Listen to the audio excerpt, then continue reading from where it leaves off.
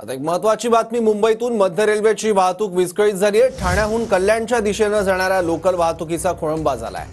Overhead wire तुटल्यानं मध्य railway विस्कळीत झाली आहे। मध्य रेल्वेची वाहतूक 15 ते 20 मिनिटं उशिराने आता सुरू आहे।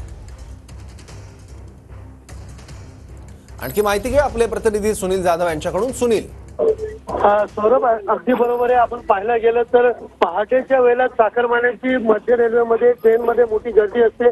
मात्र 3:10 दिवा आणि कोपरच्या दरम्यान ओव्हरहेड वायर तुटल्याने मध्य रेल्वे जी आहे ती पूर्णपणे ठप्प झालेली आहे। आपण पाहू शकतो की ज्या डाऊन साईडच्या गाड्या आहेत त्या 20 ते 25 मिनिटं उशिराने सुरू आहेत। तर कल्याणवरून छत्रपती शिवाजी महाराज टर्मिनस जाणाऱ्या ज्या गाड्या आहेत त्या 15 ते 20 मिनिटं उशिराने अप आणि डाऊन दोन्ही मार्गाच्या लोकल ट्रेन ज्या आहेत ते जात असल्याचं या ठिकाणी दिसत आहेत। एकंदरीत पहाटेच्या वेळेला कामाला जाणारे जे चाकरमाने आहेत ते चाकरमाने स्थानकावरती लटकून आहेत। अनेक गाड्यांमध्ये गर्दी देखील होत आहे आणि त्याचबरोबर मिळेल त्या गाडीने जाण्याचा प्रयत्न चाकरमान्याचा या ठिकाणी सुरू असल्याचं दिसून येत आहे। सौरभ, ठीक आहे, धन्यवाद या माहितीबद्दल।